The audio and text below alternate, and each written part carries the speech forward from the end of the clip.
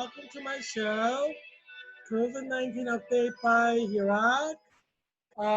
It's August 12th, 2020, Wednesday. It's around middle of August. It's still summer, so you have some time to have fun at the beach before horrific, horrible winter and fall comes, where all the restaurants are closed, all the bars, all the cafes, all the bowling alleys, and everything is closed. Yeah, you have limited time to have fun outside.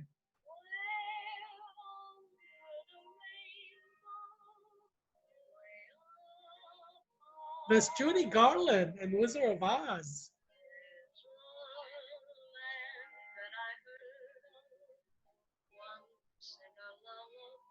Have you watched the movie Wizard of Oz?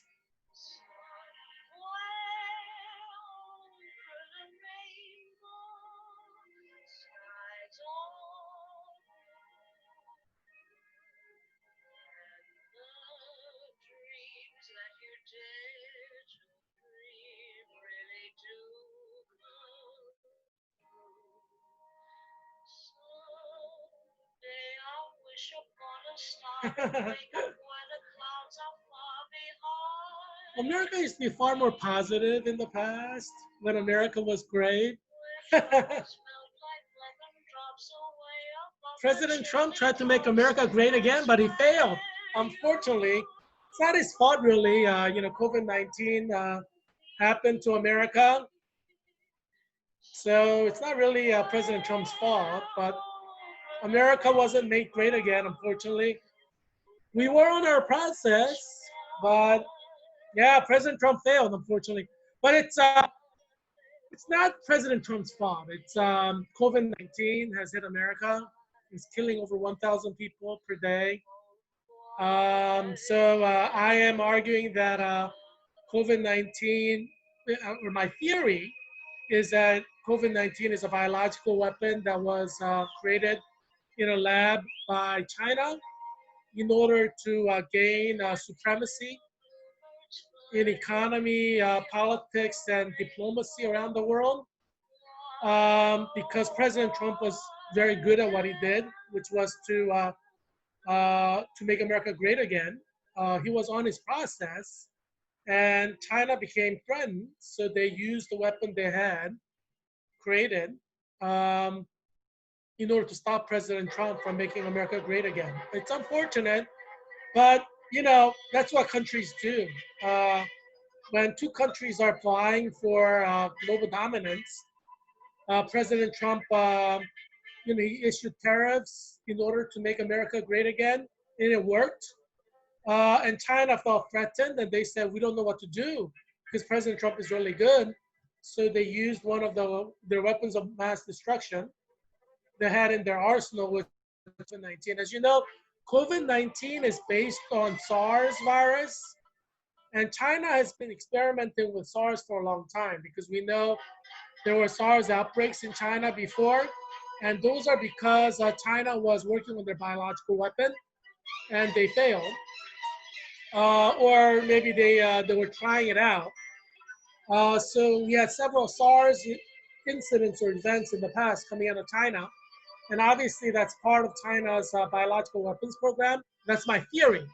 I think there's evidence to support my theory, and I was glad to see Professor or Dr. Gottlieb in Face the Nation from Sunday, past Sunday, uh, kind of coming over to my theory. So watch, Face the Nation with Margaret Brennan on Sunday, last Sunday, and watch what Dr. Gottlieb said. I think, I'm sure he's watching this show. Everybody watches this show because here at Christian Kim, that's who I am. I'm independent candidate for U.S. Congress in Virginia's 8th District, and I am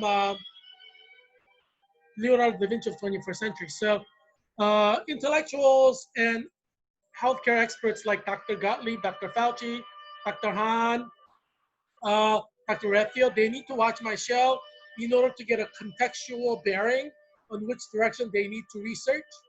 So they watch me for that, I'm sure. Dr. Gottlieb obviously basically summarized what I've been saying. So I think he's coming to my position, which is good because I'm the Leonardo da Vinci of my generation, my century, my 500 years. There's only one of me in 500 years. Um, so obviously I'm almost never wrong. Um, yeah, I mean that's one of the blessings and the curse of being a Leonardo da Vinci. You're almost never wrong. I've been right that COVID-19 is a 365 days a year virus when everyone else, all the healthcare experts were saying it was like a flu, seasonal. I was right when I said thousands of people will be dying in the summer in the United States. When all the other healthcare experts were saying, this is seasonal. In the summer, there'll be no death, and then we're going to have a second wave. I was right. They were wrong. World Health Organization was wrong. Center for Disease Control was wrong. NIH was wrong. FDA was wrong. Only I was right. So, yeah, I mean, it's a curse to be a Leonardo da Vinci because you're always right. But you're lucky because I created this show, so you get to see my theories, hear my theories, and see them coming true. You know what I'm saying? So you're lucky because I will save your life if you watch this show and take my recommendation. If you do not take my recommendation, then I what can you say? You're not a slave. I'm not gonna make you do anything. Um, you do what you want, but I am the Leonardo da Vinci. Just with COVID-19, I've proven I'm right, whereas all these experts for 20, 30 years have been wrong. Like Dr. Fauci was wrong, Dr. Redfield was wrong, World Health Organization was wrong. All of them were wrong, but I was right. So obviously, when you're right, you're right. And that's how you know that person is a genius. And I am. Uh, I hate to blow my own horn, but that's who I am. I'm the Leonardo da Vinci of 21st century. And that's why I get invited to academic conferences around the world. Um, you know, uh, yeah, I'm an expert of Jewish studies. I get invited to give my paper on Jewish studies to European professors who teach at Oxford, Cambridge University, Berlin University, Geneva University, 'cause they want to hear what I'm saying, what I have to say, because I am the Leonardo da Vinci of 21st century, and what I say about Jewish studies is an information they need to conduct their research in a creative direction. So what sets me apart from all the other mediocre experts of Jewish studies that I'm a creative thinker. I look at a situation and I offer a divergent assessment. And obviously, divergent assessments can be wrong.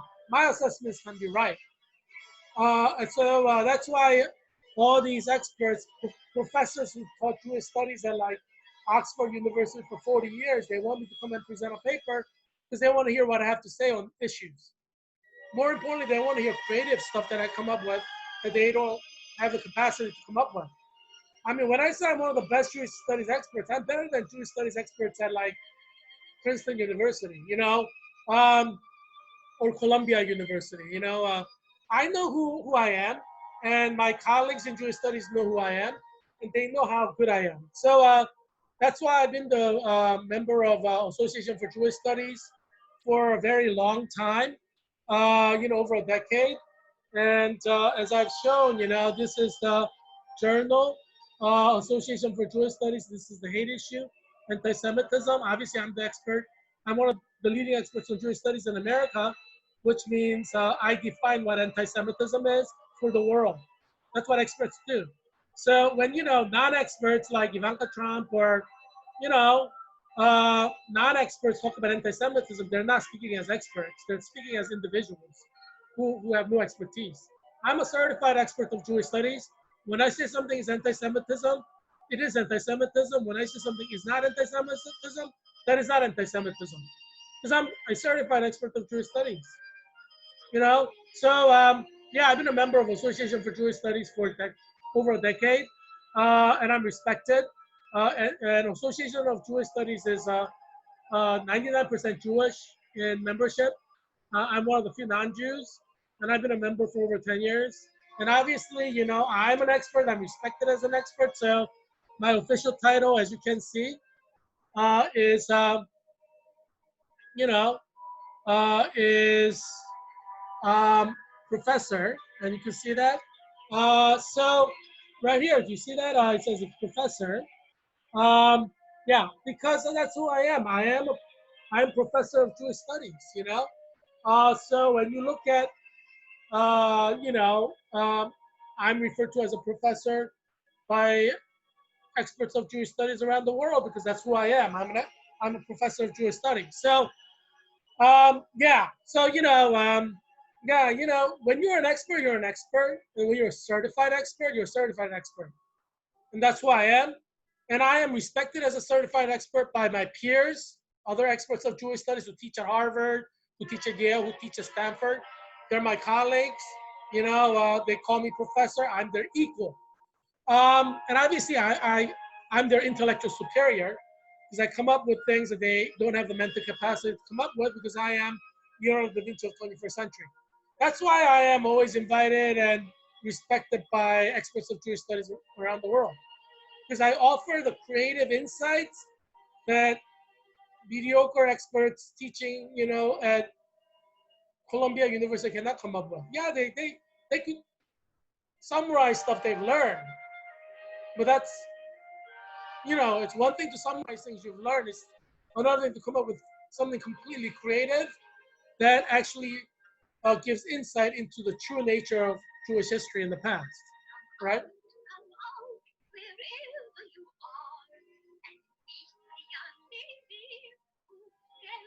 I mean, I thank God for making me into a Leonardo da Vinci of 21st century. It's a gift of God. But that's who I am. And I don't have to lie about it. That I'm a certified expert of Jewish studies. So if I say something is anti-Semitism, it's anti-Semitism. If I say something is not anti-Semitism, it's not anti-Semitism. I'm the certified expert. Everyone else watching this show who's not a certified expert, when you say anti-Semitism, that's just an opinion. Yeah. So yeah. So that's who I am. You know. um, yeah. I mean, I'm known around the world among experts of Jewish studies.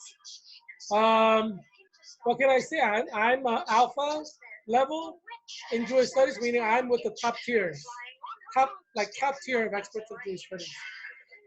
Yeah, I mean, there is nobody at Georgetown University whose expertise comes close to me. I consider every expert in Jewish studies at Georgetown inferior to me because they haven't really done anything of worth that is globally considered at the alpha level. You know, I know all the experts of Jewish studies at Georgetown. I know, I know who they are. I know what their background is. I know what their academic pedigree is. It's secondary. It's like second tier.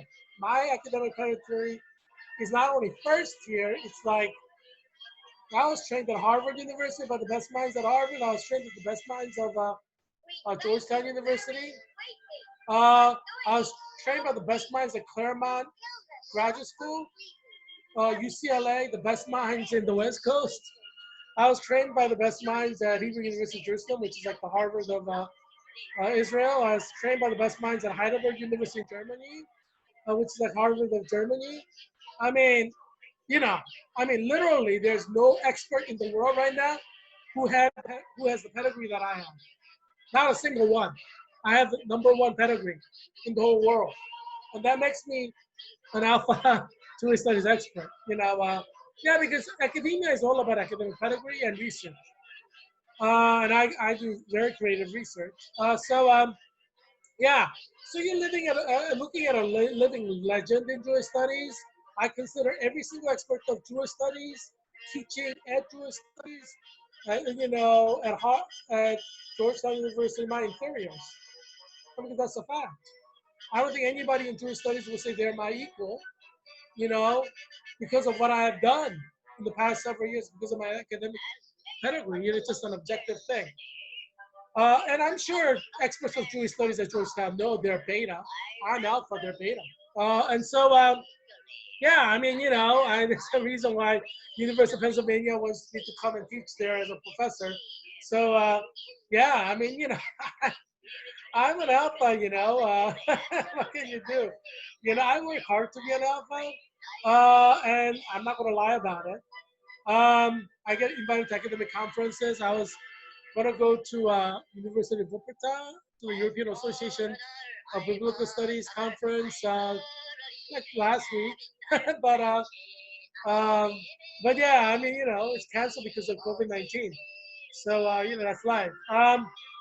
Yeah.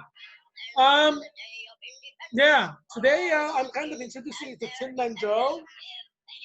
As you know, Tin Man is from Wizard of Oz. He doesn't have a heart, so he's a Tin Man without a heart. And here you see a version of a Tin Man without a heart holding an axe. The other one is like kid-friendly, kid toy version, but for some reason it's a little bit more violent. He's raising axe to kill somebody, you know. But that's Tin Man. Tin Man does not have any heart. So Tin Man Joe, I'm giving that as a title for Joe Biden. Yeah. So as you know, Kamazilla is Kamala Harris, and I had an episode about Kamazilla yesterday. So today, I'm gonna, I'm gonna give Joe Biden equal time. So today is more about Joe being Tin Man Joe. Oh, you guys are so lucky. I provide you with entertainment. I provide you with information. I provide you with pathway to life and safety in the midst of COVID-19. Jeez, you guys are like the luckiest people in the world because I created this show. Yeah, you have a chance not to die if you watch this show and take advice. Um, yeah, I mean, obviously, I'm happy to help people. I'm happy to help Dr. Fauci, give him direction on his research. I mean, he is the infectious disease expert. He just needs a direction for me to give him so he can go and run with it. It's like being a doctor or a PhD advisor. When you are a PhD advisor, you may not be an expert in the area that your doctoral student is researching, like specifically. I mean, you know something about it, but your doctoral student needs direction to research that area specifically, that one particular thing.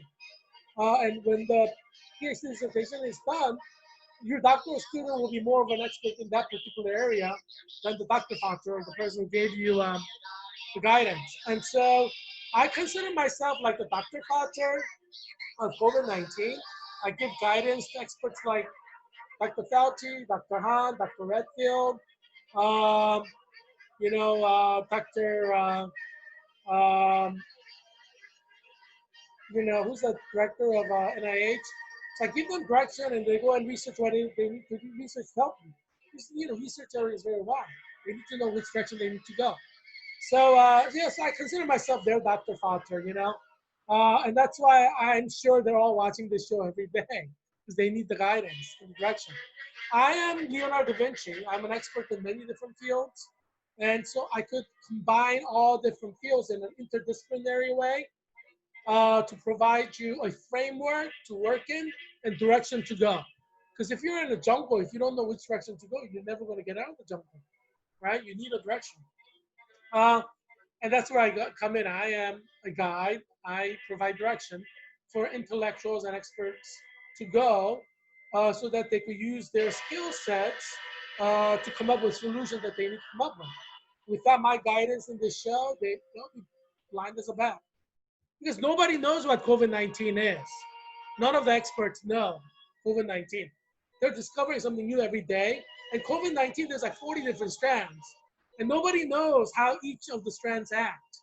They could act very differently. It's possible that some strands are airborne and some strands are droplet. No one knows because this is like only been around for a few months. And generally you need years of research to understand the virus. So that's why I'm saying there's not going to be a workable vaccine because they don't know what it is. They don't know what it does. How are you going to create a vaccine for something you don't know what it does? You need to understand the functionality before you can counter it. It's like any military operation. You need to understand what your enemy's weapons do if you're going to maneuver around it. If you don't know what your enemy's weapons do, you're not going to survive. Like a cluster bomb, right? We see a cluster bomb in a movie, Iron Man movie. And cluster bomb is like, you fire the bomb and it's like goes in a cluster. So it's kind of like a shotgun effect, right? It kills, it covers a wide range. If you don't know that that's what it does, you're gonna die.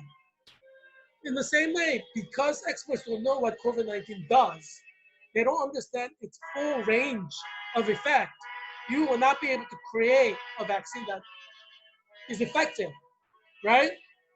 That's why I'm saying there's not going to be a workable vaccine for the foreseeable future because experts don't even know what it does, right? I mean, there's a wide range of disagreement on its impact on blood coagulation, like your blood thickening, right? There's wide range of disagreement on respiratory impact. There's wide range of disagreement on what COVID-19 does to your kidneys, to your heart, to your lung, to your liver, to other organs in your body, to your cells, your DNA mechanism. Nobody really knows. So how are you going to create a vaccine when no experts in the world understands even 20% of what COVID-19 is? It's ridiculous to think they could come up with a vaccine. That's why I will not take a vaccine that's created in less than 18 months. Number one, when you create a vaccine not knowing what it is, we don't know what the side effects will be, right? There are a lot of drugs where side effects can kill you. Um, we need to understand what the side effects are, and there's no way you're going to know the side effects of the vaccine, how it impacts different populations differently in less than 18 months. Like let's say there's a there's a third trail right now, right? Um, Yellow brick road. You see the yellow there?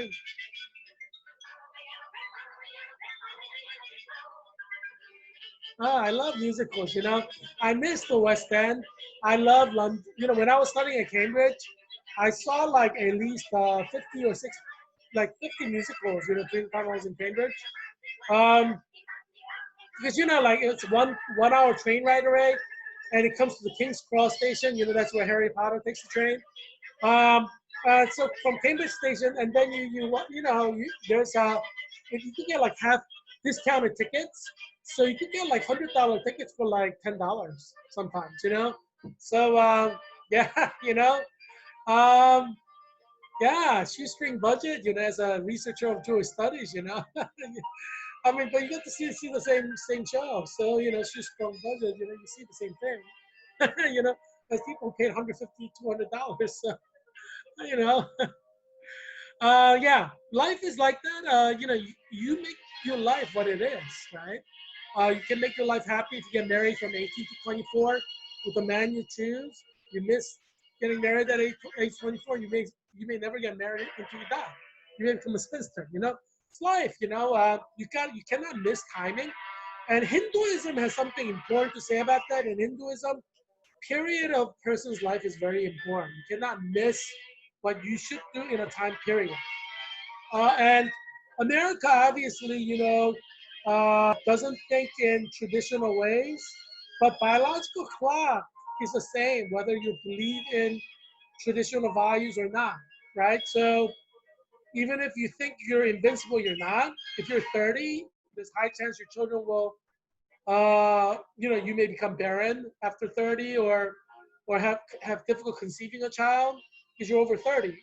Your eggs are 30 years old because all the women have their eggs matured by the time they're born and the eggs age with you, right? That's why when women marry late, they have harder time conceiving because their eggs are that old.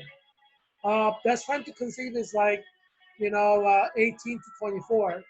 Um, After that, you may have children with autism or ADHD, because your eggs are old, so there's going to be problems, So a lot of children who are born to mothers who are over 35 have some kind of a problem, like ADHD, um, autism.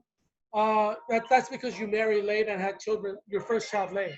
So it's your fault, I'm not going to lie to you because you need to know why your child has autism. Like, people don't know. It's not the vaccine. In some cases, maybe. Jury is still out on that. Nobody's 100% sure whether vaccines cause autism or not. Um, but obviously, it's worth getting the vaccine, even if it causes autism, because you die from like measles. And the vaccine's been around for like long time, so it's the safest that it's going to get. It's not going to get any safer than that.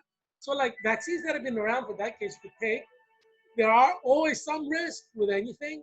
Um, yeah, but the risk of death is worse than risk of getting autism, right? So there, it may be possible your child could get something from a vaccine. I'm not saying that you can't. No one knows for sure. The consensus in the field says you can't get autism from a vaccine, but no one can prove it for sure. Um, because consensus may not be right, you know? So I respect parents who think that vaccine can give you your child autism. That may be, but you should still vaccinate your child because your child can die from like measles. You see what I'm saying? So I mean, I believe the vaccine, measles vaccine, doesn't give your child an autism. I kind of agree with the consensus, but I could be wrong on that. You know, jury is still out. In medical field, 90% of what's consensus now is not 100% certain. It's a consensus based on the technological advances at the time period, and the consensus can change if we have more accurate assessment tools, you know, like machines. So yes, I'm not going to dismiss all you anti-vaxxers, but I still think you should vaccinate your children with like measles, rubella, because even if there are some harm that could cause your child to become autistic, it's better than them dying. You see what I'm saying? But I will not take a vaccine for COVID-19 that's created in less than 18 months because I don't think that's safe. And you know, who knows what it will do? I mean, it could kill you. A vaccine that doesn't work properly could kill you. We don't know. We need to see people who have gotten vaccine to see if they could die from something, you know, different triggers, temperature, stress, you know, common cold, flu. You know, we have to look at all that. Before we look at that, I mean, we don't know the same. Um, and also, you know, the problem with the third trial, the trial C that Moderna is going through now is they give vaccines to people, but how are they testing whether the vaccine works? Right, that's a problem. Are they actually like injecting COVID-19 to a room and having everybody stay there? I mean, how do we know that it works? We don't know. Are they injecting COVID-19 into people who got the vaccine? Well, you know, how do they know that the vaccine works? I mean, they haven't really talked about that, so I'm not sure. You know, so that's why I don't trust the trial C, the third trial of Moderna vaccines. I don't trust it at all because they haven't told us how they're doing the vaccine trials. Right? I don't trust anything that is like non-transparent. I need transparency. They need to tell me exactly what they're doing. Are they putting people with vaccine into a room filled with COVID-19 viruses? You know, because that's what you will be facing, right? If your child goes to school and gets COVID and comes home, your your room will be filled with COVID-19, right? And you'll get it in the wintertime.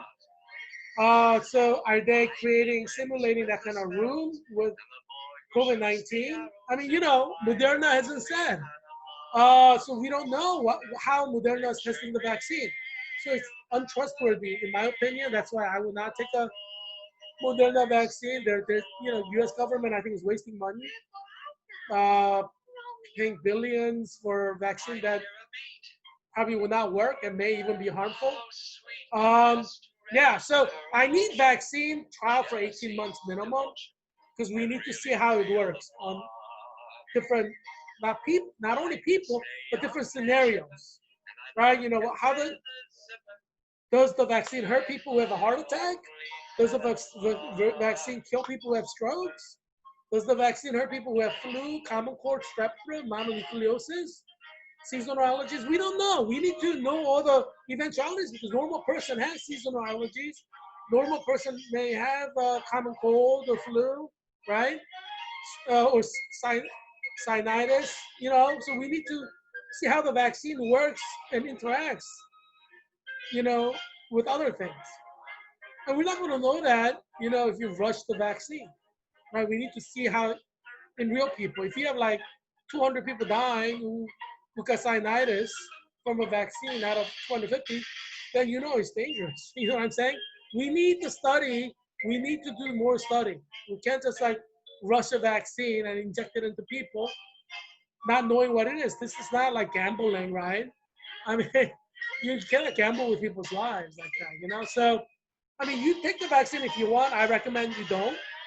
Any vaccine that's maybe less than 18 months, but you do what you want. Obviously, it's your life. You take a risk with your life. You die. You don't want to take the risk. I'm saying I don't want to take the risk within 18 months, or less than 18 months, because 18 months is the minimum that is needed for a safe trial, not because just of the trials. We need to see how it works in real setting, like with common flu, common cold, strep. We need to test it out. You need at least like 1 to 2 flu seasons to see how the vaccines work. You can't just rush it. We need the trials through 2 flu seasons, I would say, like 18 months. Um, yeah, there's a reason why vaccines take 18 months. It's not just about testing in a lab. We've got to test it in a real scenario, real life scenario with real people. You don't want to test with 300 million American citizens or 100 million American citizens. They say they're going to get 100 million back. I mean, if you want to give it to all the U.S. soldiers, fine, go ahead, because they signed up for military. You can do whatever you want with the military people. So maybe, have the military personnel and then observe them for 1 year and see what happens, right? I mean, obviously, military people are fed, but unless you're an officer, who's older or whatever. But yeah, yeah, you gotta watch the Wizard of Oz. Like now that you're home with your children, watch Wizard of Oz. It's a classic movie. I'm sure your kids will like it if they haven't seen it yet. Yeah, this part of American culture. You want your kids to know American culture, right? Especially if you're immigrants. And in America, in Arlington, we have over 100 different nations represented among the immigrants who live here. So all of you should rent Wizard of the Bible and watch it with your kids. It's interesting, fun, and there are a lot of nice songs to sing to. And it's part of American culture. You want to know American culture, right? So I would say Wizard of Oz is one of these movies you should definitely see to understand American heritage and culture. Um, yeah, as we see from the picture, there's a wicked witch there. Uh, well, with Dorothy, and so I put the picture right next to Kim Davis because Kim Davis was arrested by police for opposing gay marriage, right? And this is United States police. This is not like China, Red Army, Communist police, right? This is police officers who are representing U.S., United Nations, and democracy. So, so obviously, because LGBTQ nation who hates the Bible, who hates Christians who believe in the Bible, they want Christians arrested for opposing gay marriage. So that's what happened to Kim Davis. I'm sure LGBTQ nation, gay people in Arlington want me arrested because that's what LGBTQ nation is. They hate the Bible. They hate Jesus. They hate anyone who follows the Bible's direction in Romans chapter 1. So you should expect that too. If you follow the Bible, LGBTQ nation wants you arrested. You should not doubt that. And obviously, majority of the 300 million American plus, they're against gay marriage. So, um, I mean, geez, it's like few people trying to like arrest, like control and enslave 300 million Americans is ridiculous. This is why I oppose the LGBTQ nation, and that's my official political platform. Um, Bible is given by God, gives us moral direction.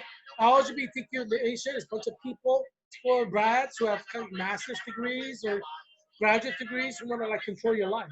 You know, they're like modern day slave drivers.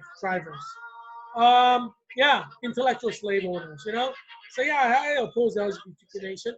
I encourage every one of you to affiliate yourself with me politically and oppose LGBTQ nation with me. You're protected when you affiliate with me politically under U.S. civil rights law. Um, and I'm very happy to use the U.S. civil rights law against the LGBTQ nation. People who want to control us and enslave us, we should use these laws against the LGBTQ nation who want to put into prisons, right? Fight fire with fire, it's very important. Um, so I encourage all of you to fight fire with fire when it comes to LGBTQ nation. That's what we need to do because the Bible is the truth. We need an America which is decent America, moral America. So we need to fight LGBTQ nation because LGBTQ nation wants to put you in prison, want you fired from your job, want you to flunk your school just because you oppose LGBTQ nation. So yeah, I'm happy I'm at Georgetown University, which obviously is a Catholic university. So official position of the Catholic Church is against abortion and gay marriage and homosexuality. That's why I chose Georgetown University, so I don't have to be persecuted by LGBTQ nation like I would be at a secular place, which has a lot of secular people following LGBTQ nation. I'm at a Catholic university. Catholic university follows the Bible. Georgetown University is Catholic university like Loyola University, Notre Dame University, Boston College, Villanova University, Fordham University. And in these universities, the official position is that homosexuality is wrong, gay marriage is wrong, abortion is wrong. This is the official position of the Catholic Church. This is the official position of the Vatican. And I encourage Georgetown University and other Catholic universities to fire professors who are trying to push a LGBTQ nation agenda. If they try to do that in Catholic university, I say fire them. You have the right to fire them. It's a Catholic university. They need to share the vision and the mission of the Catholic Church. If they don't, you have the right to fire them. So I encourage Georgetown University to fire all professors at Georgetown University who want to push gay agenda, LGBTQ nation agenda. Get them fired. They deserve to be fired because this is a Catholic university. I chose Georgetown University because it's a Catholic university, and I'm proud that I did. I'm happy that I did. As you know, I had my final class on Friday, and I am out of here. I am out of here of Georgetown University, and I am in here of Virginia Hospital Center. Yes, I'm very excited. There are 25 of us pinned at Georgetown University, so I want to celebrate that. Pin, pin, pin, pin, pin, pin. We were pinned. CNL, Clinical Nurse Leader, CNL 2020, Georgetown University. Yay! So most of clinical nurse leaders are on vacation, like drinking Mai Tai at the beach, because it was a very difficult 2-year program. It was like very intense. It's like nonstop for 365 days for 2 years. So last Friday was the end of Georgetown University summer session. So it's official end to every bachelor's, master's, doctoral level summer program. Yeah, so a lot of Caligula's leader people are celebrating at the beach now because after Friday everything is done. Um, yeah, it's exciting. I'm very happy, to be done at Georgetown, and I'm looking forward to getting my diploma. But Sanya, where's our pin? We still haven't received our pin yet. We were pinned in May, and we didn't receive our pin. So Sanya Musa is our class representative. She gave a great speech at the pinning ceremony, which was recorded on video. So forever and ever, it's part of history to play it again and again for our children and our grandchildren. I'm not married. I was never married. I don't have children. So I'm looking for a beautiful woman to marry who's Christian. So yeah, between 18 to 24 or 26. Yeah, because I want children, and I don't want my children to be autistic, so I don't want to marry anybody who's like older, which puts children at risk for autism and other kinds of congenital defects. Yeah, and that's why I want to marry 18 to 24, because I want several kids, and I don't want my kids to have autism or ADHD. I mean, if they're born with ADHD or Down syndrome, I still love them. But why should I put my children at risk for having Down syndrome by marrying, or ADHD or autism by marrying a woman who's like over 30, right? Because it's a risk. I mean, if a woman is like over 30, 35, then the chance the child will be autistic or have Down syndrome goes drastically up, like exponentially up after 35. So why would I want to put my future children at risk for that? I mean, I'm against abortion, so I would not abort my children, whether they have autism or Down syndrome or whatever. But I don't want to unnecessarily put my future children at risk, and that's why I want to marry a woman between 18 to 24. Because when you have a child at 20, 18 to 24, you're not, there's like 90%, 99% chance your child will not have these things unless you're genetically inclined by heredity. That's rare, you know. Um, like you had Down syndrome or your parents have Down syndrome, whatever, But but if you're older, these are risks that happen. Like after 35, women giving birth after 35, children having autism, children having ADHD, so children having, Down syndrome. That's like in some cases over 50%. Like there's one, like if you toss a coin, it's heads or tail, then your child will have one of these conditions after 35. So yeah, I don't want to put my children at, I mean, there are a lot of attractive women after 35, but that's my problem. If I have children, uh, I would have to expect, if I have four children with a woman that I marry after 35, I have to expect two out of four to have like something like autism, ADHD, or Down syndrome. And obviously I love them if they have it, but if I could avoid it, then I will try to avoid it. You know what I'm saying? And I encourage all you Christian men to do that too, unless you feel like God has called you to raise children with, you know, uh, with disabilities. And some people are called to do that. I'm a special education teacher, so I care for just children with disabilities, and I care about them, and I want to help them. But if I could prevent babies being born with disabilities, I'll try to do that. You know what I'm saying? I want to make the world a better place, and making the world a better place involves you and me doing our part. So if you could get married between 18 to 24 and have your four children between 20 to 30, 30 something, early 30s, why not do that? You know what I'm saying? Um, it's the first pregnancy that's the danger. So once you have your first pregnancy, things are better. Although the eggs are old, there's a system of becoming pregnant that becomes kind of set with the first pregnancy. So it establishes a type of bodily pattern. So you got to have your first child before you're like first, 24, ideally, you know, uh, or 26 at the latest, That's why you need to get married between 18 to 24.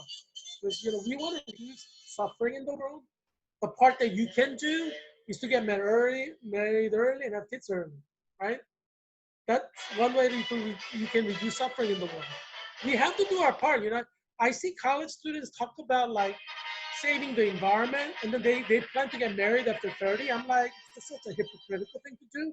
You want to save the trees, but you want to have children who are going to be autistic or have ADHD, who may have to take medication the rest of their lives because you're so selfish. You don't want to get married before you're 30 because you have quote something to accomplish.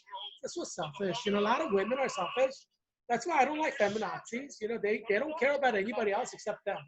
Feminazis make the world a worse place. And as far as I'm concerned, every feminist in America are evil. And I go on record to say that because they're evil because they want to kill babies through abortion. Obviously, killing babies is evil by definition. So I consider every feminist as evil. Card-carrying secular feminist is evil. There is not a single secular feminist who's good. Not a single feminist. Because you want to kill babies through abortion, how could you be good? By definition, you're bad. I mean, you're a murderer. You want to kill babies. How could you be good? There is not a single feminist who's good. Secular feminist is not a single one. If somebody says I'm a feminist, I know you're bad because you want to kill babies. You can't be good, right? Because you want to kill babies. Um, Abortion is killing babies, so you can't be good by definition. I mean, we're not idiots. You tell us you want to kill babies for abortion, don't expect us to think you're a good person. We're not idiots. 330 million Americans, we're not idiots. Generation Z are not idiots. They know that if you want to kill a baby, they know you're not a good person. So don't think that if you're a good person, you're not. Yeah. Yeah. So we have the Wicked Witch there, and you see the cast, the main cast of the Wizard of Oz there. I kind of feel like I like being the lion there because Dorothy is like Mario the lion. But yeah, but I mean Dorothy. Obviously Dorothy is Judy Garland. I think she was much older than the age of the girl in the movie. I think I don't know how old she was when she was an actress, but I think she was like over 18 when she acted, right? But yeah, a lot of actors playing part of children in movies are over 18. You know, they just look like they're they have younger looking face, but they're like over 18. That's what I've heard. I don't know. I don't know too much about movie industry, but yeah. But don't quote me because you know I'm not an expert in movies. You know, I'm an expert in Jewish studies. But yeah. But Judy Garland, she you know she's you know, I haven't seen Wizard of Lies for a long time. I mean, it's been over 20 years since I've seen it, but I remember it being really nice. You know, I'm glad I'm listening to the soundtrack now with you. Um, yeah, tragedies happening in America. As I said, you know, we're headed to like 100, 10,000 deaths per day. And as you can see, this is summer. No one should be dying. We had 1,447 people die. This is summer. So during flu season, I expect like 10 times, maybe 100 times per day. I would be surprised if there's 100,000 people dying per day during flu season. I don't think you should be surprised either because I told you that that could happen. Um, yeah, I mean, you know, I mean, you're not surprised that 1,447 people are dying now because it's been happening for a while. But if I told you, like in January, 1,447 people died per day from COVID, you'd have been shocked, right? You're not shocked because it's kind of like you're getting used to it. You know, it's like COVID fatigue, and that's the problem because you're getting used to like watching 1,447 people die per day. You should be shocked by that. I'm shocked by that because I value human life. I tweeted today for Catholic schools in DC Archdiocese and Arlington Diocese to close. I hope they will because if they open, thousands of children will die, or hundreds or thousands. And I also tweeted like, you know, to encourage private Christian schools around America to close and go 100% online. Because if they open, and I tweeted this, you know, if you go check out my Twitter page, it's Heerak 4 Congress, Heerak number 4 Congress tweet page. I say, you know, thousands of Christian school teachers will die. Because this is a, you know, plague. It's a plague, right? It's spreading, it's killing. And I've explained to you COVID-19 is a plague by God for homosexuality in fulfillment of the promise that God made to send wrath of God for homosexuality in Romans chapter 1. You know, God keeps his promises, and God keeps his promises whether it's a blessing or a curse. You know, like there are a lot of idiot evangelicals out there in America who think like God will not punish them, like God loves them unconditionally. That you guys are idiots. You don't read the Bible. You should read the Bible. This Bible doesn't say that. If you think God loves you unconditionally, you're an idiot because you're not reading the Bible and following what the Bible says. God doesn't love you unconditionally. If you go away from the Word of God, if you violate Romans chapter 1 or support violating Romans chapter 1, God will punish you. And, you know, God may send this plague, COVID-19, to your children, to you, and execute you through that in divine punishment. You know, it could happen to you. God doesn't love you unconditionally. So you can accept that fact.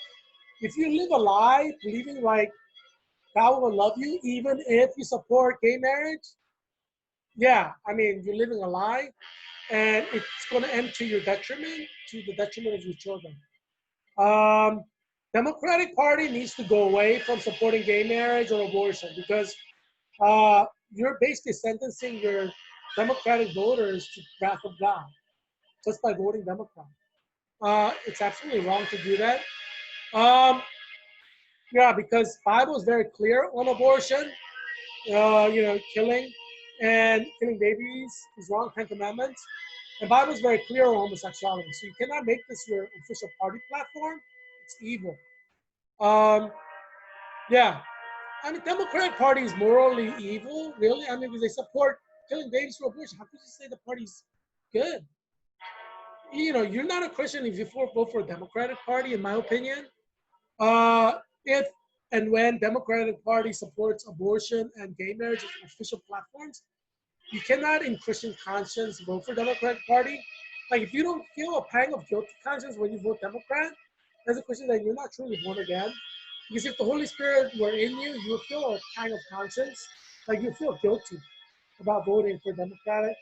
big party when they support gay marriage and abortion because abortion is killing babies and gay marriage is opposed in Romans chapter 1. But if you don't feel anything when you vote Democrat, then you're not born again.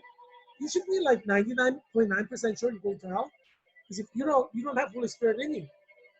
Like if Holy Spirit were in you, He would convict you. Then it's wrong. But if you don't feel any conviction when you vote for Democrat, then you're not truly born again. Doesn't matter if you go to church. Going to church doesn't truly save you. It's only believing in Jesus and having the Holy Spirit in your heart, right? If you don't have the Holy Spirit in your heart, then you're not truly saved. If you vote Democrat, knowing abortion is killing babies, and you don't feel anything in your heart, there's no Holy Spirit in your heart. You're not born again. You're going to hell. Yeah, I'm just telling that, as you know, I'm an expert Bible theologian. I'm a adjunct professor of theology,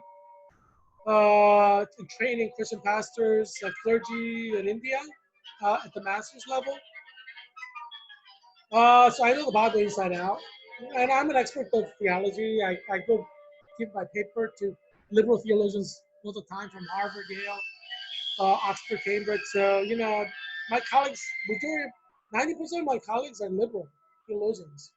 Many of them don't believe in God. They just do theology some of them are ordained, but they do theology like it's an intellectual exercise.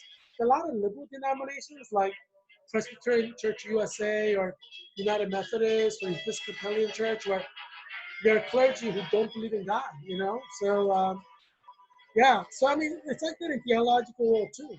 There are clergy who don't believe in God, that God exists. There's a lot of messed up theologians out there, messed up clergy, like especially the Episcopalian Church, United Methodist Church, Presbyterian Church, USA. There are a lot of messed up clergy out there. Or what Jeremiah called the prophets of Baal, right? Jeremiah accused the prophets in Israel of being prophets of Baal. Yeah, and so nothing changes in history. Times change. People worship different gods with different names, or not worship God, but it's same old, same old. Nothing changes under the sun. Yeah, so we have 165,975 people dead in America right now. I'm expecting the daily death to go to like 10,000 deaths per day. I think we're headed there. Probably even before flu season. I'm thinking like in a few weeks we'll see that. Yeah, it's early, but death rates are rising. Cases are still remaining really high at over 50,000, per day. It's a joke, when hospitals are full, a lot of people can die. We have 5,195,195 cases of COVID right now. And when we look at the United States of America, we have top 5. And California is number 1 with 591,376. 10,753 are dead. 2% death rate. During flu season, obviously, the death rate is going to be much higher. This is summer. No one should be dying right now. Florida, no one should be dying in the winter, ideally, from COVID. But, but this is happening in America. 1,447 people died in the last 24 hours. And I'm predicting that thousands of Catholic school children, thousands of Protestant Christian school children will die, thousands of teachers who teach in Catholic schools, thousands of teachers who teach in Protestant schools, they will die too. This is a plague. It's going to kill. It's not going to discriminate. And a lot of people, out of the 165,975 people died, many of them are church-going Christians who are truly born again, who love Jesus, So it stands to reason, based on what happened so far, understanding God is in control, that Christian teachers who are truly born again in Catholic schools and Protestant Christian schools will get COVID and die. Some of them. Not all of them, but some of them. We don't know. God knows which ones. But thousands will die. So yeah, it's like Russian roulette. If you're a Christian teacher who will be teaching in class, you may be the one who died. It's just, I'm going to tell the truth as it is. This is not a time to lie. Because you could die before Christmas. You could die from COVID in 3rd week of school. I'm not going to lie to you. I'm going to tell you the complete truth so you know what you're expecting. So you know what you're getting into. If you don't want to risk your life, you don't have to. You could go teach somewhere else, right? If your school is going in-class instruction. But if you go to teaching in class, at least you know, and you've heard from Heerak Christian Kim, you're risking death. So you know what to expect. I believe in informed consent. I'm not like President Trump. President Trump is a businessman, so he's trying to sell you a product. And like businessman, he's not going to tell you everything because he wants you to buy that car, used car. He's not going to tell you about this part and that part, that he replaced, um, with a clunkier older one. He's not going to tell you the whole truth. That's going to block the sale because President Trump is a businessman. So he's going to talk like a businessman. And he's going to try to sell you the car. So he's not going to tell you everything. This is a businessman. You can't trust Joe Biden or Kamala Harris because like they're lawyers, and you know how lawyers are. They hide the truth all the time. They say lawyers are liars. My sister's a lawyer, so I don't want to say that's absolutely true. But that's the common understanding among all Americans, and like any stereotype, there's a truth to the stereotype. Yes, I don't trust anything Kamala Harris or Joe Biden says because lawyers are liars. I'm not saying all lawyers are liars, but politicians are liars too. But not all politicians are liars. So yeah. But anyway, I don't want to be a politician who lies to you. I want to be a politician who's fully transparent and tells you the truth. I'm telling you what's going to happen. You do what you want. I recommend you wear a mask every time you're in public, but I don't believe that we should mandate masks at the state level, right? I'm being totally transparent. Like if you see the April episode, I said Georgia can open up, but people will die in Georgia if they open up. Do you remember? Georgia said, oh, we don't have any deaths. We don't have any deaths. Let's open up. California is like, ooh, Gavin Newsom is a miracle governor. There's so little death. Do you remember that?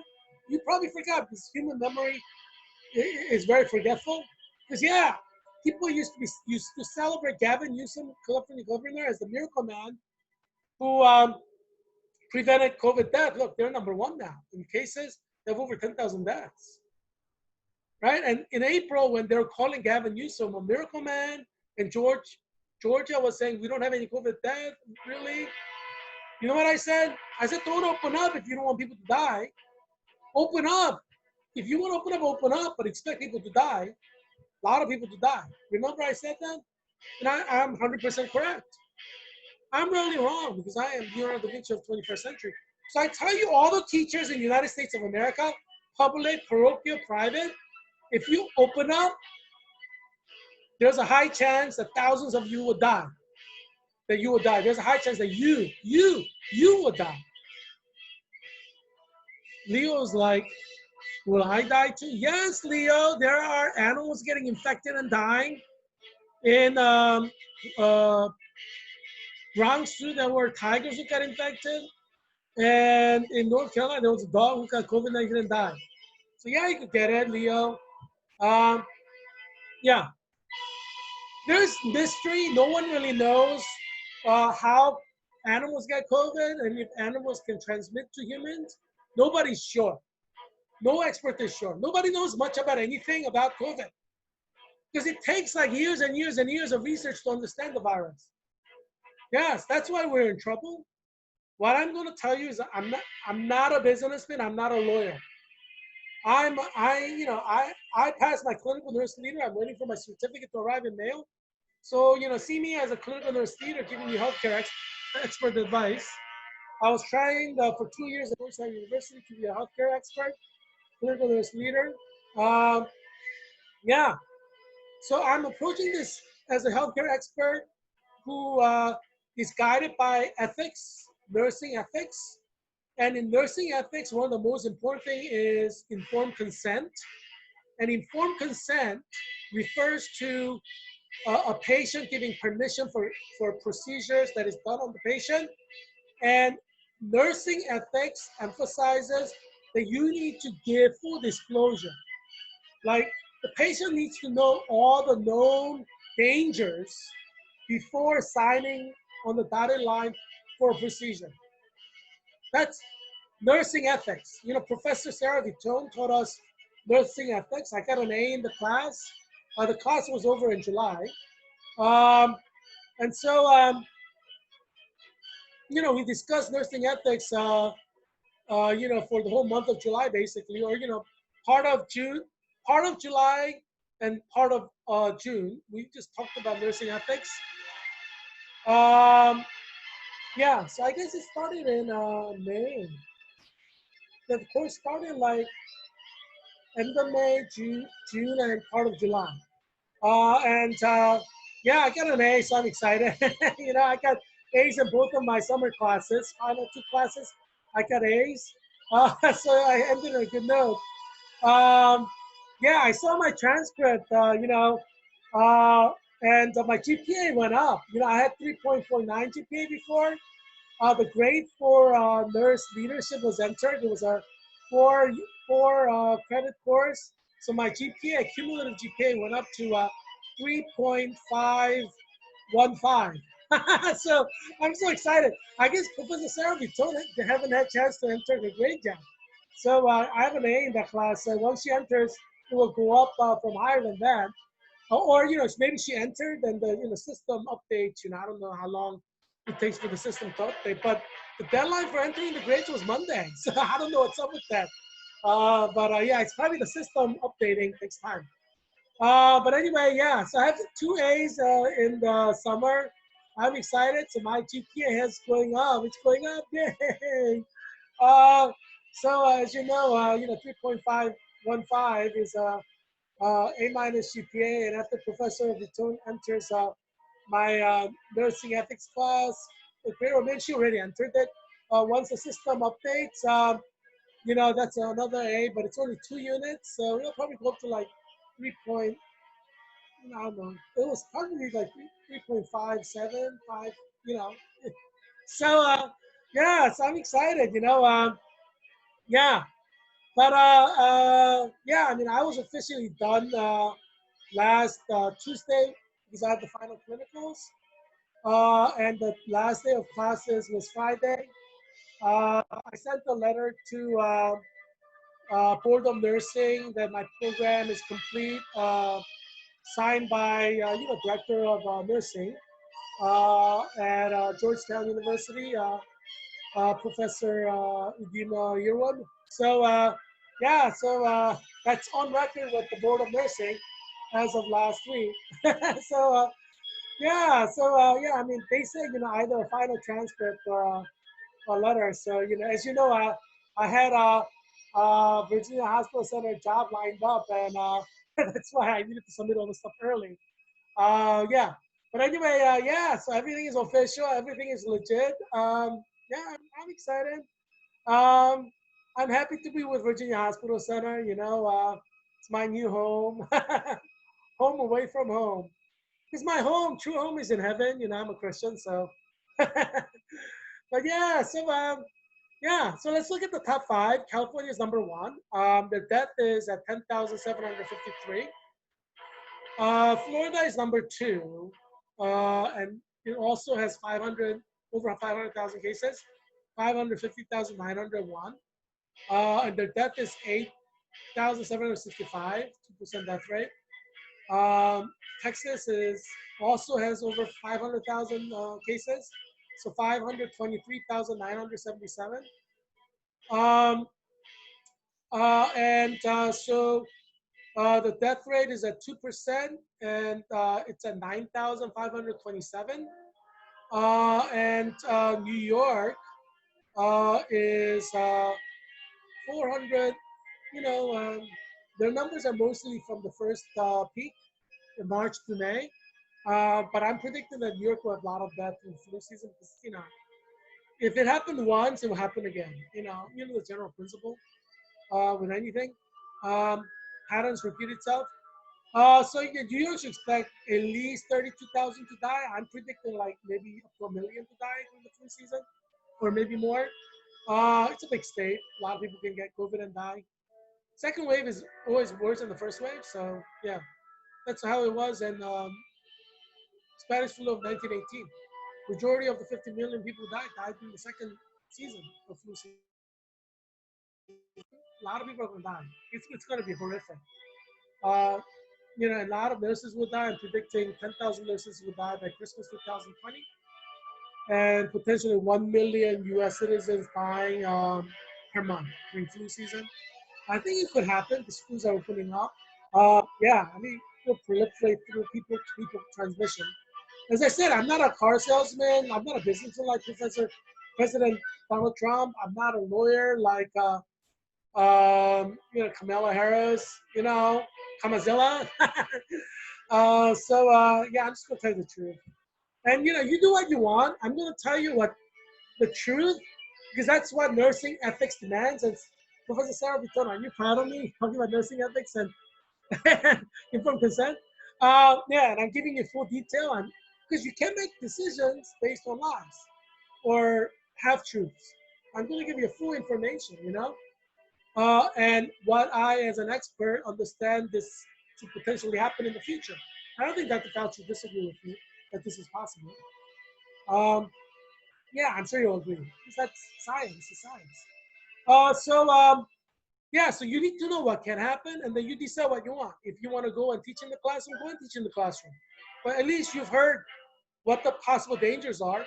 So you got information, right? And you have the capacity to make your own decision rationally, based on what you want. So knowing that what COVID-19 can do, if you decide still to go and teach, that's your freedom. Yeah. So yeah. So life is like that, right? Um, you need the information, and by nursing ethics, I need to provide you with all the information, all the dangers and all the benefits, right? I'm not going to lie to you. Um, yeah, so I'm just going to tell you all the benefits and dangers. You know the benefits. Benefit is so you get to move around in the classroom. Danger is you get COVID and die. It's pretty simple. Um, yeah, and there's a high chance that will happen. Your mask protects you like what? Cloth mask protects you like 40%. So you can still get COVID wearing the mask. Yeah, so that's something you need to know. Part of the informed consent. Your informed consent to teach in the classroom. As a healthcare expert, I need to tell you that even with a mask, you can still get COVID in the classroom, right? And you need to do what you want based on knowledge, right? Even this mask, this is what I call, this is a surgical mask. So you put this on, and this is the mask that nurses and doctors use. You could order 50 per box with Amazon.com. I would encourage you to do that, especially if you're a teacher. Uh, this mask, allows you to breathe and talk at the same time. You don't have to take it off. And that's why nurses have to talk to the patient. That's why this is a good mask to use. Even this does not protect you 100%. This protects you, if it's a droplet. Um, not fully, but relatively fully, maybe. I mean, nobody's 100% sure if it's a droplet. It could be airborne. Some strands could be airborne. Some strands of COVID-19 could be droplet. We don't know. Healthcare experts don't know. If it's airborne, then this will protect you, maybe 60%. If it's droplet, it will probably protect you more than 90%. So I would encourage all the teachers to invest in a box of these or boxes of these, wear one per day, throw it out after that. Um, yeah, I'm trying to save you teachers' lives. If you're bent on teaching, either because you have to, because your school district's requiring you to, or because you want to, whatever the reason, I'm trying to save your life as much as I can. I'm saying you're still making a bad decision, because even with this one, you could get it. Because the problem is, when you're wearing and talking and moving around, you could be sweating, and then you may lift it up for some reason, or this may come down. You see like people with masks, their nose exposing, that means you're vulnerable. Because, when you talk, move around, this can move around with you, and it could fall down, which means, go down below your nose, which means you can breathe it in and get it. So it's not the mask per se. The mask itself may be able to put that by you at 90%, but during an 8-hour workday, the mask is moving around. And as the mask moves around, you're not protected on 90%. You may be protected like 50% when the mask is moving around, as you move around. Like if you bend over to help your a student, your mask is more exposed. You see what I'm saying? So it's no longer 100% protected, because you're wearing that for 8 hours, you may forget, and you may like scratch your nose or whatever, but you may do things that would disturb the mask. So during 8-hour workday, you should expect yourself to be fairly vulnerable, because masks move around, you know, and that's why I'm saying it's dangerous to be teaching in a classroom. Yeah, if you could invest in an N95 mask, that's better. But N95 mask is more difficult to talk through. So that's a disadvantage for teachers. The surgical mask that I showed you, um, that it's easy to talk through, and it's easy to wear for 8 hours. N95 mask is a little bit harder to wear for 8-hour workday, and you have to get yourself specially fitted for N95 mask, because if you're not specially fitted and there's an opening, then it's not fully protective of you. So I got fitted at Georgetown University Nursing School, so I know my fit size for N95 mask. So when I get N95 mask, I use that mask for which I get the fit size. I use my size. Because there are specific sizes for that. So it has to fit perfectly into your face. It's like anything. You could have a glove that perfectly fits, or glove that's like kind of loose, shoes that perfectly fit, shoes that is loose. If your mask is loose, then you get COVID. You see what I'm saying? So if you buy an N95 mask on the mail, if it's not perfectly fitting your face, then you're not perfectly protected. You see what I'm saying? Even if it's perfectly fitting your face, you can move around during 8-hour workday, in which case you get COVID. So there are a lot of human factors and situational factors that make it very risky for you to teach in the classroom. So if you teach in the classroom, even with a mask on, you should consider the reality that you have a high chance of getting COVID. So you should not be surprised even if you get COVID, even if you're wearing masks, like N95 or surgical. Because as I said, there's a situational factor, there's a human factor, human error factor, and there's a factor that can fit perfectly into your face. A lot of factors that you cannot guarantee as a teacher. Uh, and so, yeah, so if you could teach remotely, I would encourage you to do so. I know New York public schools is opening up. It's unfortunate because a lot of teachers will die there in New York City. But that's blame Andrew Cuomo and New York Mayor De Blasio. Right now, the most risky job is being a nurse. Second most risky job is a teacher who teaches in a classroom. Those are the two most risky jobs in America right now. It used to be like being a Marine during time of war, maybe being an oil rig worker or a construction worker. But no, those are easy jobs now. Those are safe compared to being a nurse or nurse or a teacher.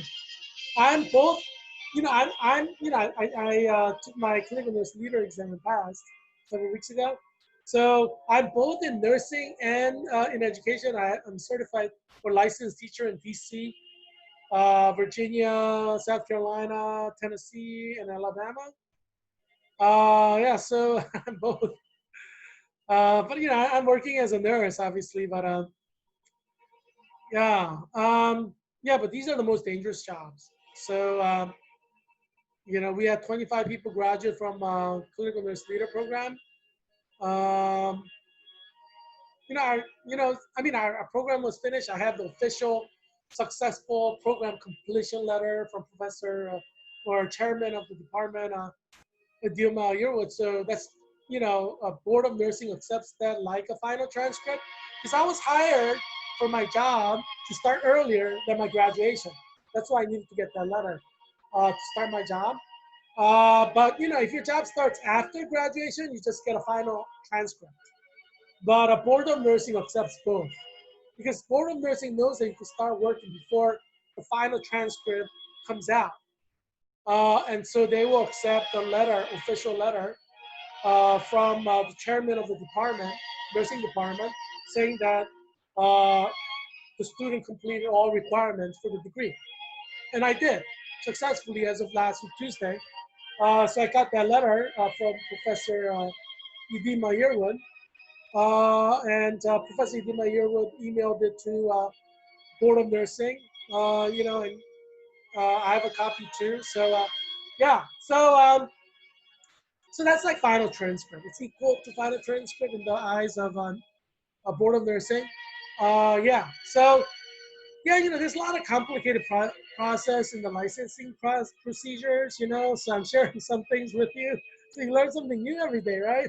you know, uh, because I think our final transcript comes out like around September 24th.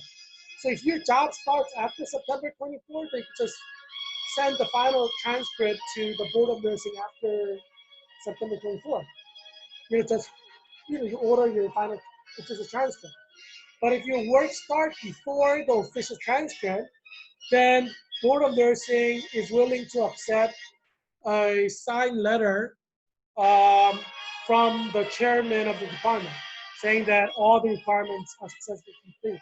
And that's where I am. So yeah, I've completed all the requirements successfully.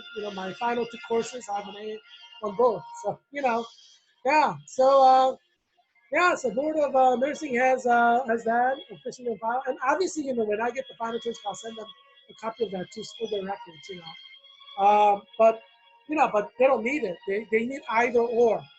Actually, I need to see the fine print because some Board of Nursing, I know in 50 states, some Board of Nursing says if you send us a final successful completion letter from the chairman of the department, do not send us a transcript. Some Board of Nursing does that because I applied for like different jobs in different states. I applied for RN job at Stanford University Hospital, um, and so that's California Board of Nursing, and so they have their own procedure. And I got recommendation from uh, my clinical professors. Uh, yeah, you know, uh, yeah. Yeah, I'm thankful for their awesome recommendations. I'm very good at the clinical settings. I got really good recommendations. So Stanford University, I'm sure, very impressed. But Stanford University. I think they're evaluating all the applications together, and I think they're letting us know. I think end of August or beginning of September or something like that. So yeah, it's much later, but it's so far away in California, and taking a plane is dangerous, you know. It's COVID-19. Um, yeah, but anyway, yeah, but I applied anyway. Stanford's program is pretty good. Hospital is kind of respected, so I said, why not? I'm very good. You know, one of the best in my clinical nurse leader program. So hey, so I applied. Yeah, but anyway, yeah, I applied to several states. And so different states. Um, I also applied to Vanderbilt University Hospital for their RN nurse. That's Tennessee. I have a teacher's license for Tennessee. And I have a friend who's a theologian at Vanderbilt. He was at Cambridge University with me. And I kind of helped him to apply for jobs when he was done with his doctorate in historical theology. And he went to Gordon Conwell Seminary to be a professor. And then from there, he went to Vanderbilt Divinity School as a professor. He's a professor there now. He's Korean. I think he's like the only Korean professor there. So he's there. So he's like a good friend. So I started thinking, why don't I go, consider Vanderbilt? And then I guess Vanderbilt, they have there's different cycles when they start off first year students. Students who just graduate from nursing school, and I think their cycle starts in January. It's like Georgetown University. Georgetown University Hospital. They have two cycles, one in July and one in January. So I think Vanderbilt maybe like that. So they said I have to wait until like January to find out or December to find out. I'm like, man, it's just ridiculous. But but anyway, where over the rainbow, I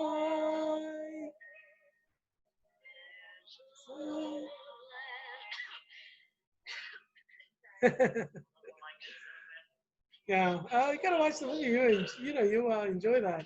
Um, and you will see where the slippers come in. Um, yeah. Um, yeah. New York has 32,797 cases. Where over the rainbow will I? It's so when the high. Such a such a nice song to sing to. If you watch this movie, you can sing with all your children. You know, maybe you'll become one of your children's favorite song. Like if you die from COVID before Christmas, they'll remember singing this song with you, and they can sing it the rest of their life and remember you by it. See how I give you good advice because there's high chance you'll die if you're like 40. A lot of people had children old, like they got married after 30 and had children, so they may have like elementary school children and they're like already over 40. In which case, you could die before COVID if you have like asthma or diabetes or if you're overweight. That's like majority of Americans are overweight. If you get COVID during flu season, you could die. So you want to create memories with your children right now that they can remember you by. And things that the children remember the parents by are the kind of trips that they took. And that's why I'm saying you need to go to the beach this Saturday with your children. Make sure you socially distance, have a mask. You gotta create memories that are positive with your children. Um, you know, swim with the fishes, Mindy and Mandy. Yeah, just you wanna create memories with your children that is fun and memorable because you could die from COVID. Really, really, you could die from COVID before Christmas. So you do need to create these memories because you want your children to remember you, and that memory should give them happiness and hope throughout their life, so they don't commit suicide or commit homicide or whatever. They need positive memories to keep them safe. Safe mentally. So that's why I'm giving you a recommendation now. All of you parents out there, you have to accept the fact that you can die from COVID if you're over 40 and you're overweight or you have diabetes or asthma or peanut allergies or other types of allergies that are sensitive. Yeah, you gotta accept the fact you could die. A lot of people are gonna die. I'm predicting millions of Americans will die this flu season, like up to 1 million per month. So yeah, you could die. And Virginia's 8th district, Arlington, Alexandria Falls, Church, Fairfax County is a COVID hotspot. So now with the Catholic schools opening up, I'm expecting thousands of children to die in this, because thousands of children go to Catholic schools that are open now, or private Christian schools that are open. So they'll get COVID and die. Some will die. Yeah. So I'm expecting thousands of deaths. In Arlington, Alexandria Falls Church in Fairfax County, among children from private schools that are open. Um, yeah, I mean, I hope I'm wrong, but I don't think I am. I am the Leonardo Da Vinci of 21st century. I'm really wrong. Yeah, so it's sad thinking about it, but that's life. I'm just gonna give you all the information you need. You do what you want. If you could, ask your school to just go 100% virtual online, um, I think they'll be better. Um, yeah, but anyway, you do what you want. It's your children. But one thing that you can do now, whatever is happening with your children, because your children could die too, but you could die too. So I want to give you advice, for you. Create memories with your children, especially those of you who worked hard. Like if you're married after 30, you're probably not a good mom. I'm not saying this to offend you. I'm just saying this because obviously throughout your life as a woman, you're a feminist and you prioritized your profession over marriage. So most likely you're probably prioritizing, I'm not saying you are, but there's a high chance you are prioritizing or you have prioritized your professional advancement and your job over your child, which means by definition you're not a good mom. Because being a mom is like you're there for your child, you do things with your child, that's like a good mom. Like if you're like always at work, you're always flying to another country to do work, then you're a good businessman, you're a good professional, but you're not a good mom. You see what I'm saying? So I'm not trying to insult you. Don't get insulted. I'm just stating the facts here. You're a good professional. You're maybe a great worker. But you're not a great mom because you're never there. You're always in another country doing your work. So I'm not trying to insult you. I'm just stating the facts here, right? A good mom is always there for the children, right? In the children's time of need, that's what good mom is. Um, I have a friend, Alexandra. Her mom was a stay-at-home mom. She's a Georgetown University president of GUPD. And her mom was a stay-at-home mom, so she was always there for her. There are moms who are like that, and by definition, they're good moms because they're staying at home, right? I mean, they're 100% there all the time. So by definition, they're a good mom. Um, because half of being a good mom is just being there. If you're just there, I mean, you're probably a good mom. You see what I'm saying? But because economically you need to work to pay rent or whatever, or maybe because you like working, whatever the reason, you may not have been there as a stay-at-home mom. And I mean, I expect my wife to work, so because I'm poor, we both have to work to pay for stuff. I live in a little place now, but after getting married and having kids, we need to pay for stuff. So most likely, my wife and I will have to work, to pay for stuff, right? I'm just saying, logically speaking. So unless I marry a billionaire or whatever, I've dated billionaires before. Oh, then she can just stay on her mom, on her bank account, not mine, but Um, yeah, I have no problem marrying billionaires. Like billionaires that I dated were amazing, beautiful, and nice and kind-hearted. So I have very good impression of billionaires. They get a bad rap, but yeah, but um, yeah. So uh, yeah, but being a good mom is being there.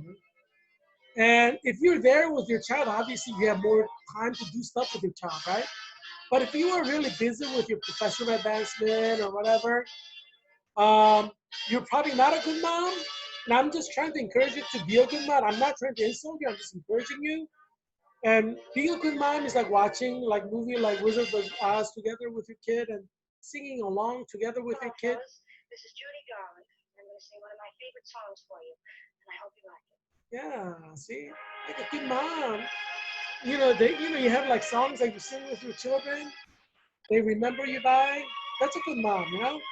So if you're a mother who doesn't have a song that you sing with your children that your children could say, oh, that's a mommy song, and you've been a bad mom. I hate to be mean, and I'm not trying to be mean.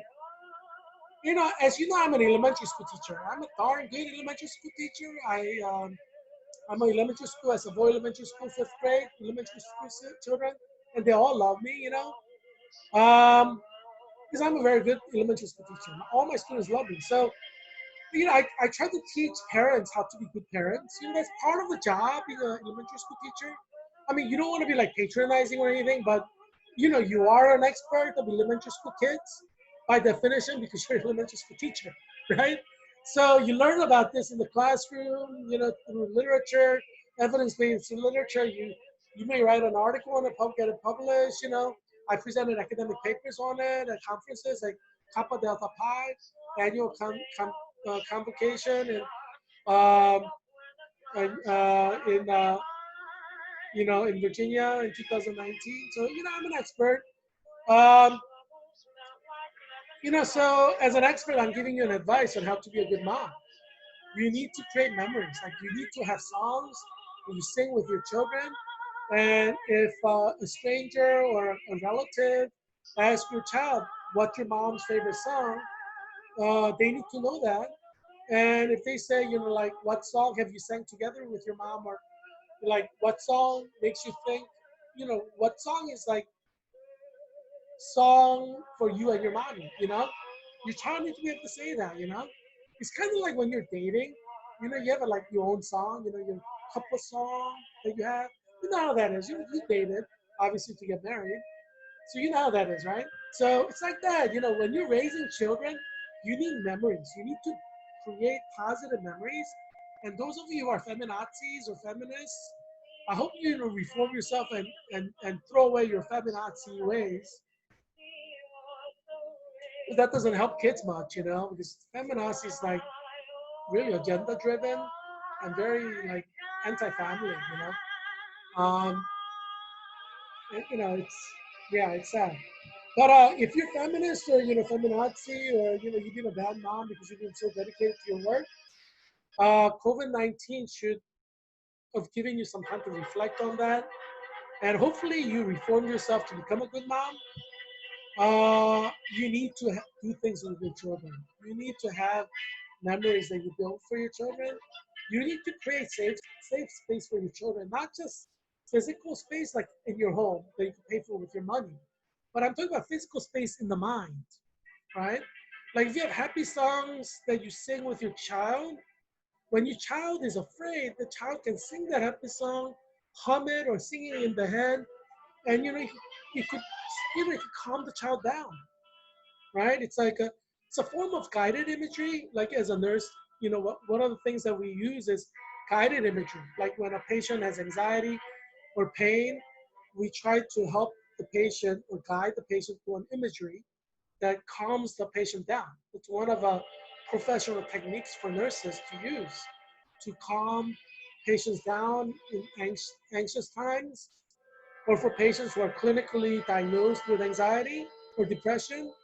Um, and so obviously in education, there are strategies that elementary school teachers like me have to use to calm children down when they're scared, when they're anxious. It's that age, elementary school kids, Uh, and um, and it's not just when they're children, right? Throughout your life, you encounter fear, encounter pain.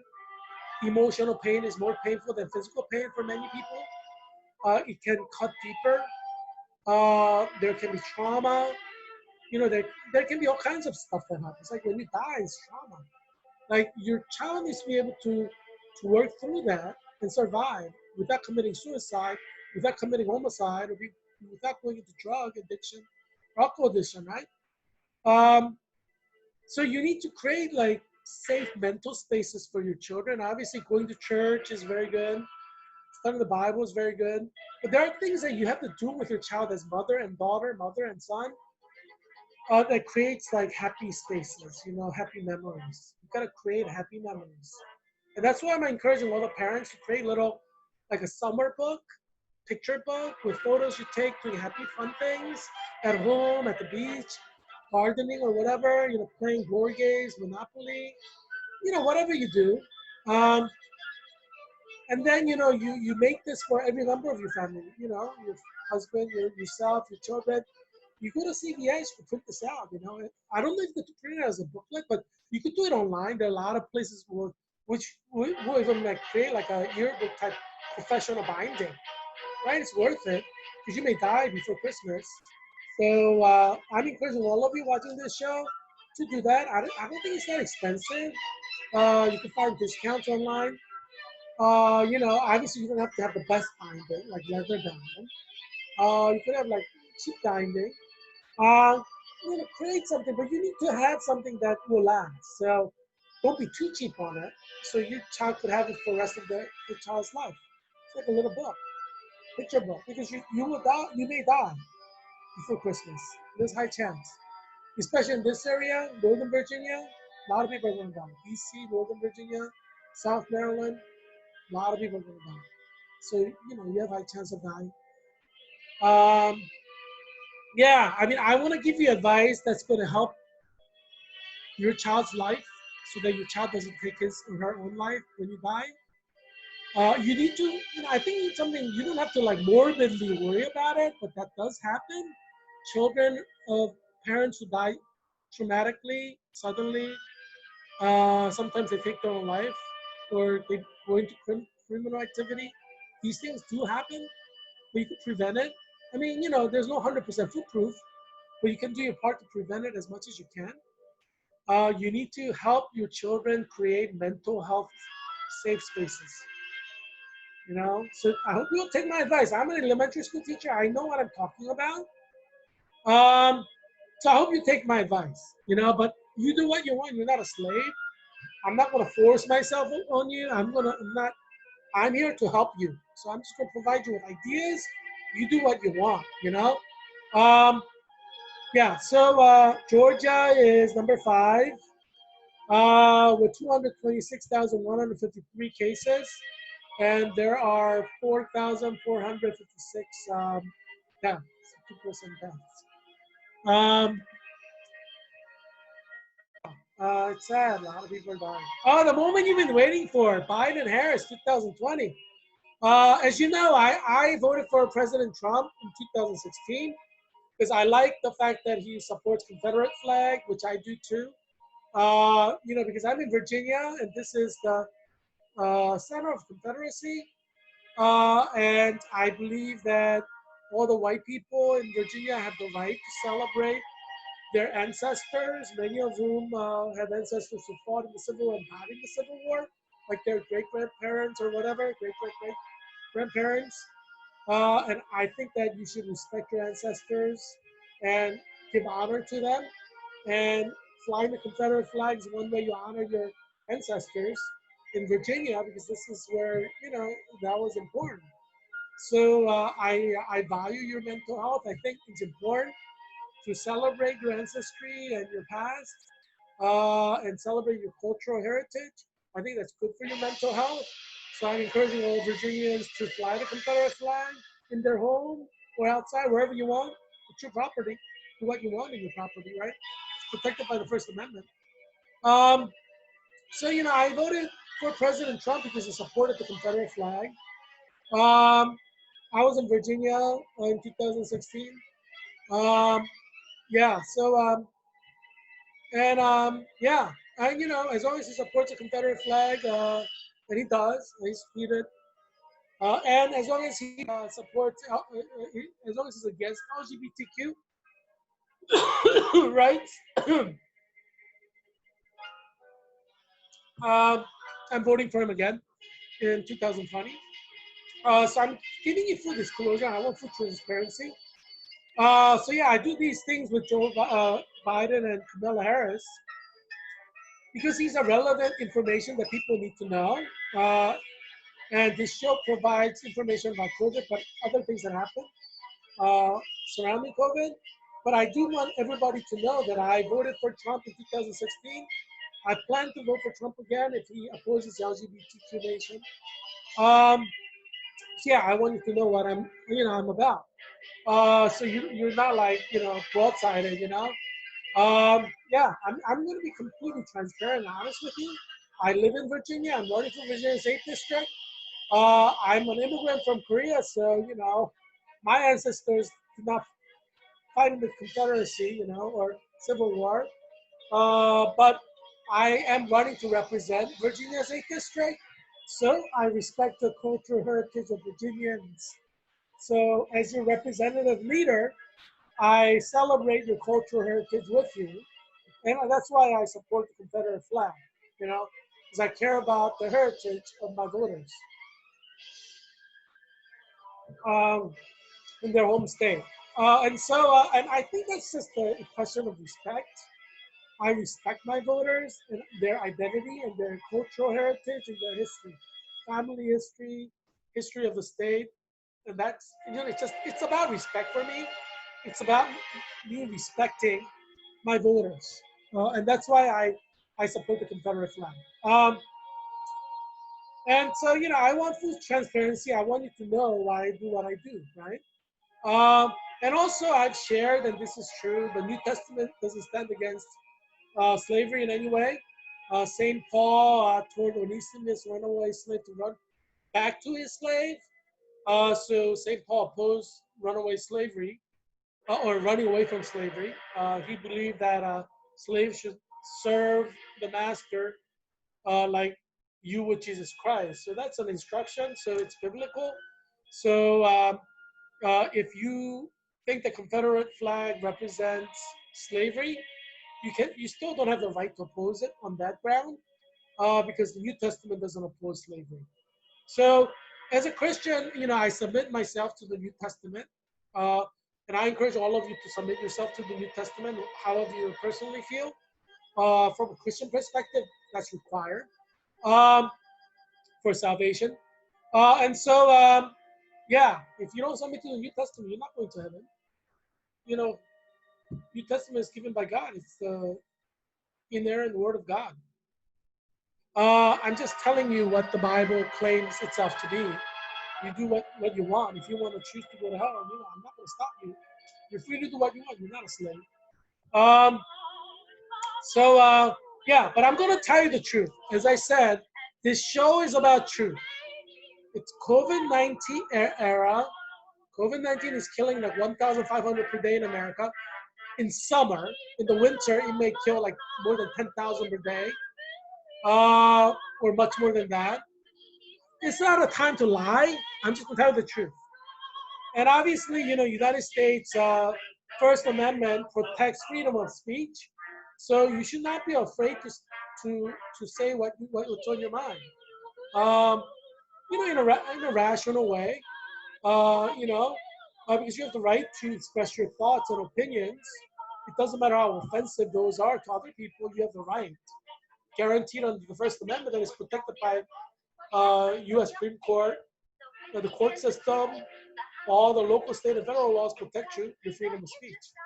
And any law that is made barring your First Amendment right must be overturned. Because obviously it's violating fundamental rights under the First Amendment.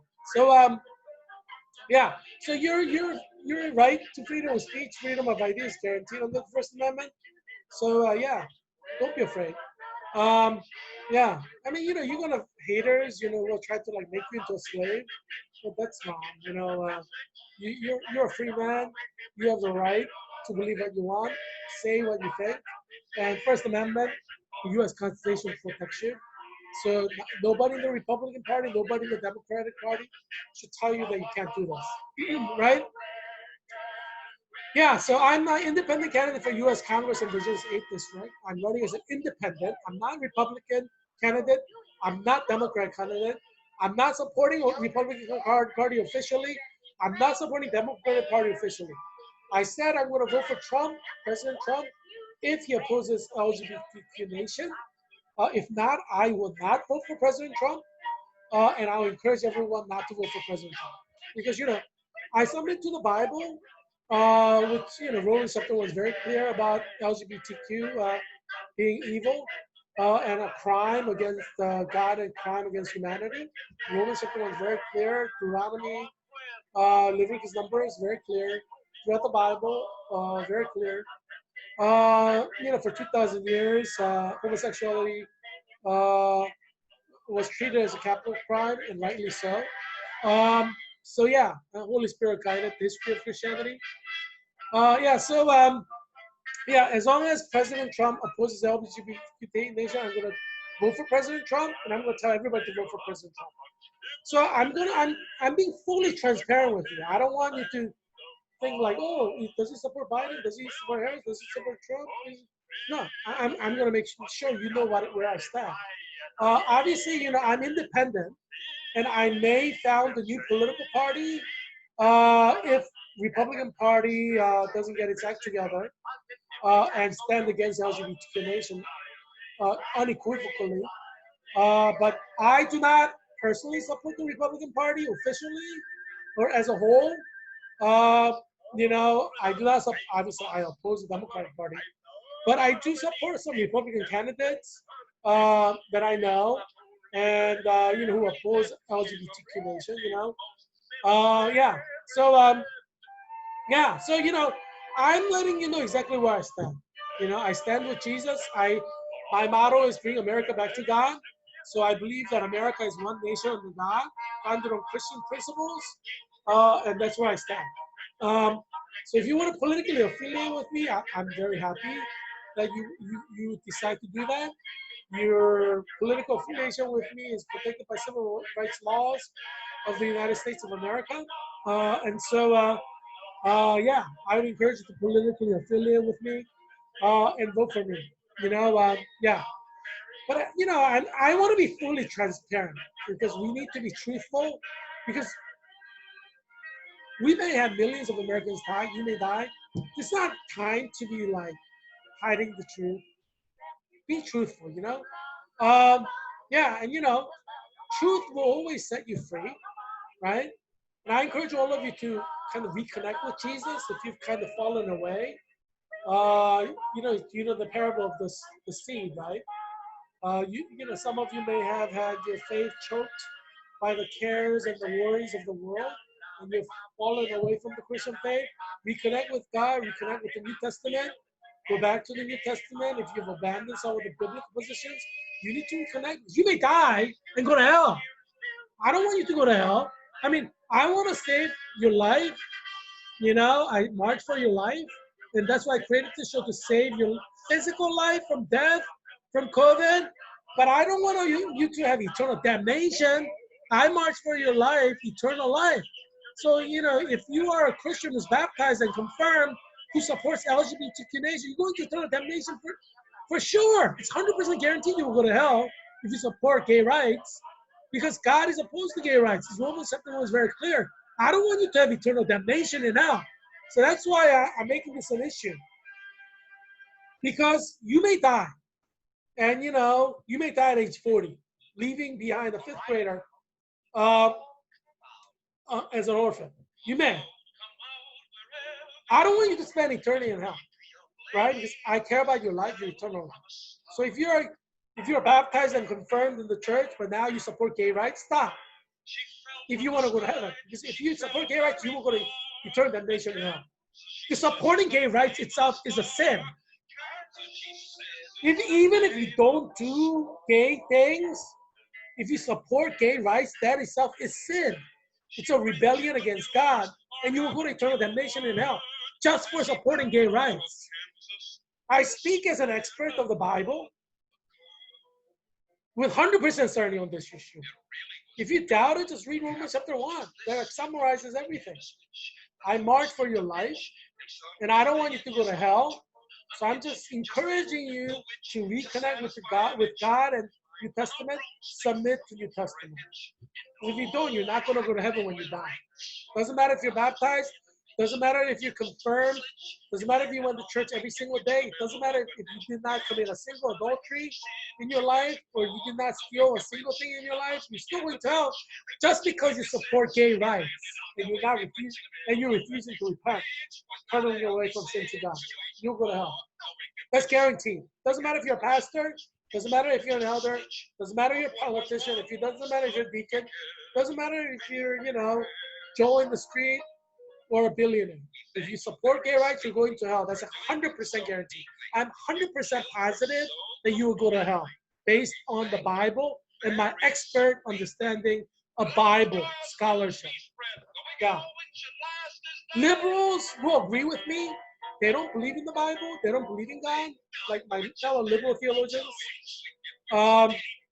Riches and thing. There's so many good songs to sing. There's so many good songs, in Wizard of Oz. Oh my gosh, Harry the Owl was to sing. Look how happy Moose is. Moose. Look at the smile on Moose. Yeah, Moose is so happy. Loves the song.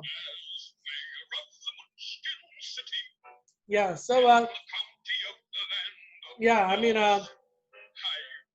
you know, my liberal theologian friends will agree with me that the Bible itself would claim that people who support gay marriage or or like homosexuality would be condemned, right? They liberal theologians may support gay rights themselves, but they don't believe that God exists, or they don't believe in the God of the Bible.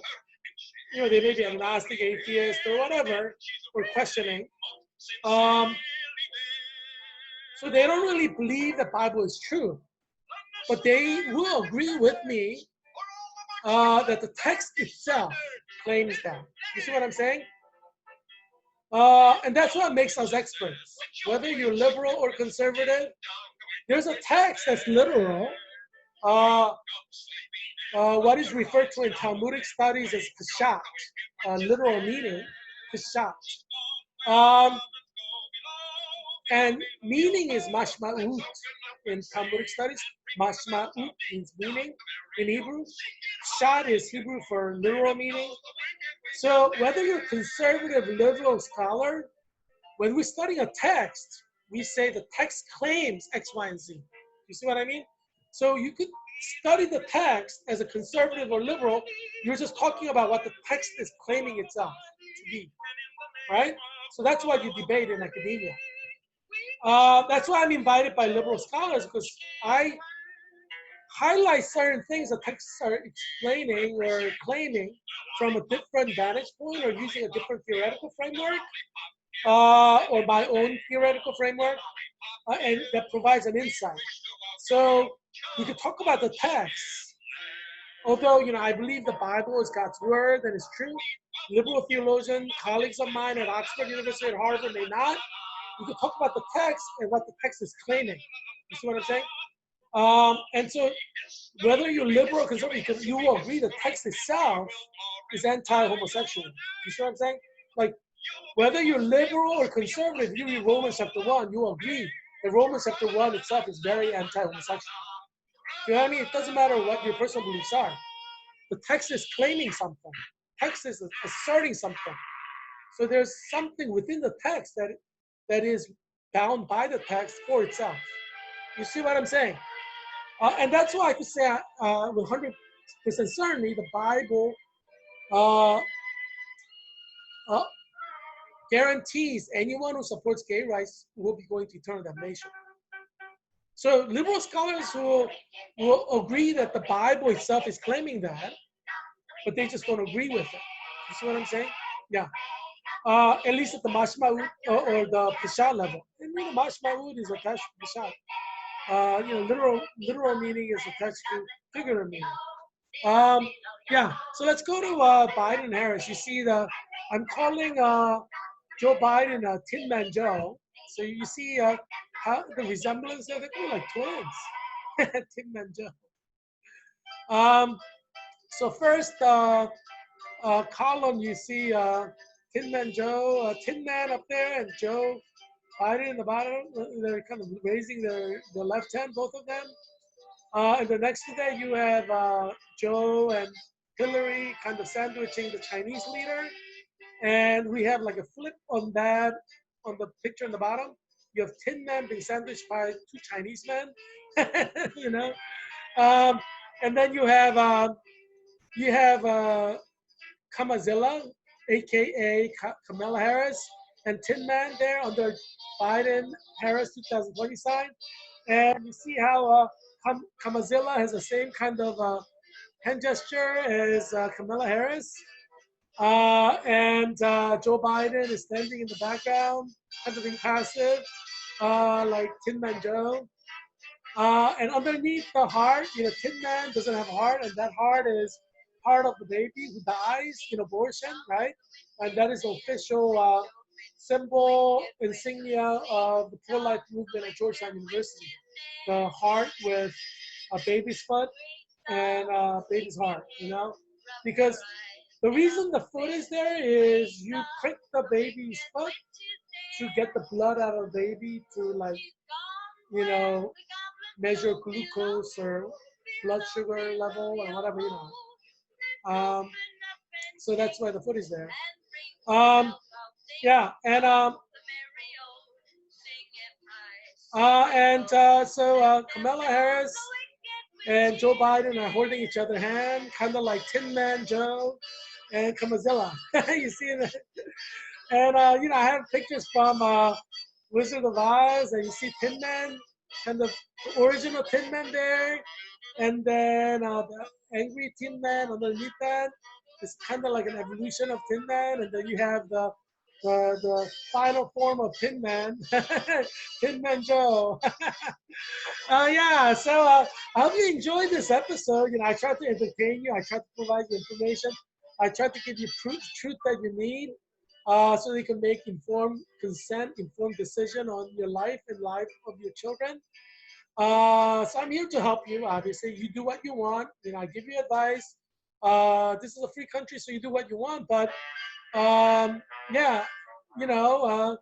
But I have my advice, which I think will help you. But you do what you want. Yeah. So it's a daily show. So I hope that you will come back tomorrow, and watch more show, and watch things that will help you survive COVID and everything else that is in COVID. Um, and so I hope that you'll be well, and your children will be well too. And I will look forward to seeing you tomorrow. Bye.